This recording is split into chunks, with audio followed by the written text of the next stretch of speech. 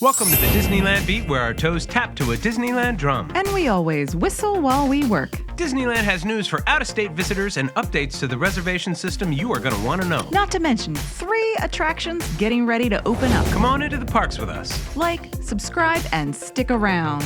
Disneyland is your land. Come seek an adventure into your pirates, eh? Made the jump to life.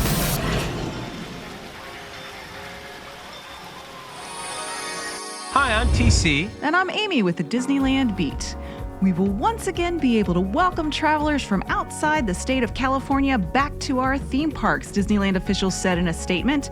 The state of California strongly recommends that all guests be fully vaccinated or obtain a negative COVID-19 test prior to entering the theme parks. Disneyland also confirmed that the park reservation system will be used for the foreseeable future. We know the reservation system is going to stay post-pandemic at Walt Disney World, though it's unclear if it will be the long-term system at Disneyland years down the road, but it seems very likely. When the park opened, the reservation system was praised as lines were very low due to small capacity in the first weeks. But as the capacity has increased, the lines have grown to lengths that we're used to seeing before the pandemic, and there's no Fastpass or even single rider lines to help alleviate the problem. And it leaves people wondering if the reservation system is, in fact, the best plan for when the park goes back to full capacity. And huge news here, the reservation window has opened from being able to reserve days 60 days out to being able to reserve days 120 days out. So that reservation calendar is open through September at this point, so get planning. Disney has been making some long-needed upgrades to its reservation system and has recently updated it to combine separate ticket sales and advanced reservation processes into one system. Previously, buying tickets and making reservations was a 2-step process which has been streamlined, and it does seem to be responding faster. There is no new news on annual passes or loyalty programs, as Disney CEO Bob Chapek called them. We already know that Disneyland officials have committed to an announcement before the end of the year, but we don't know what that's going to be. Visiting Disneyland is a full ticket price affair at the moment. Disney also announced that while some restrictions are being lifted, all guests will still be required to wear an approved face covering throughout their visit at the Disneyland Resort. So, for now and the foreseeable future, Disneyland is going to be requiring masks, but just be patient. Those requirements will change over time, first allowing them to be removed outside and eventually inside and on rides. We think Disney will keep the mask requirements in place so that they can remove the social distancing measures from the attractions first, so that ride capacity can increase and the lines can move faster, and then they will remove the mask mandates. So you're probably going to be seeing pretty close quarters like one might expect at Disneyland, but masks will still be required.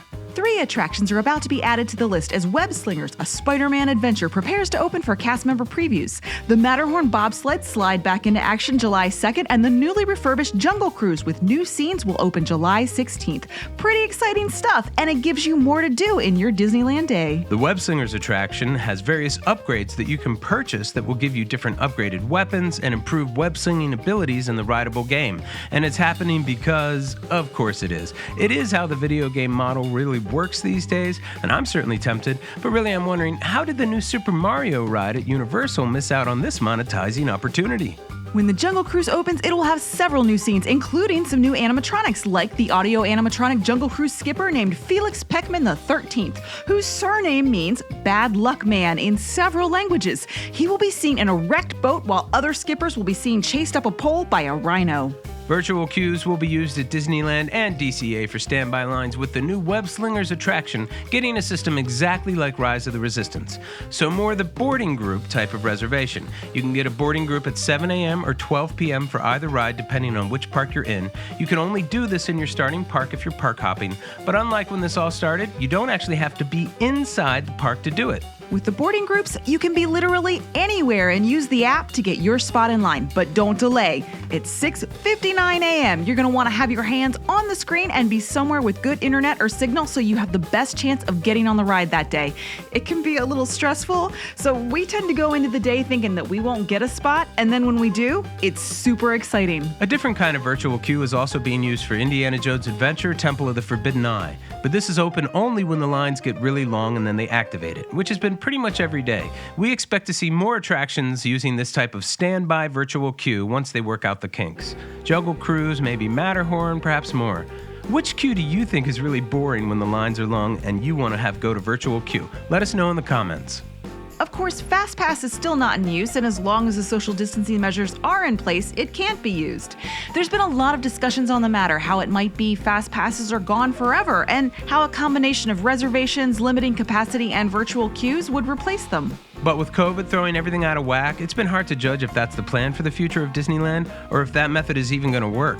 Personally, we think Fastpass could return. It may not be in physical form with paper tickets and just be on your phone, but Disney can monetize that method, and they can't with virtual queue. Virtual queues for standby might be part of that too in the long run, and we think that would work pretty well, but only if it keeps wait times down. It would be nice if everything didn't have to happen on your phone, though. Phones are getting a pretty good workout at the parks these days. Right now, the park is probably focusing on getting the attractions back to normal operations and full capacity, as well as increasing the amount of meet and greets the characters can do, and there are still several attractions, particularly at Disneyland, that are not operating, and they can focus on getting those operational as social distancing requirements become unnecessary for vaccinated individuals. Things are getting better and Disneyland is opening, and if you haven't been in a while, there are lots of new experiences to look forward to. But it's going to take the summer for things to get back to a new normal at the parks. Folks headed in this summer should be prepared to find lots of Disney magic, but also need to bring some patience and tempered expectations. And if you can do that, you're going to have an incredible trip. We hope your next trip to Disneyland is an amazing one. Thanks so much for joining us today. See you real soon, Mouseketeers. See you real soon.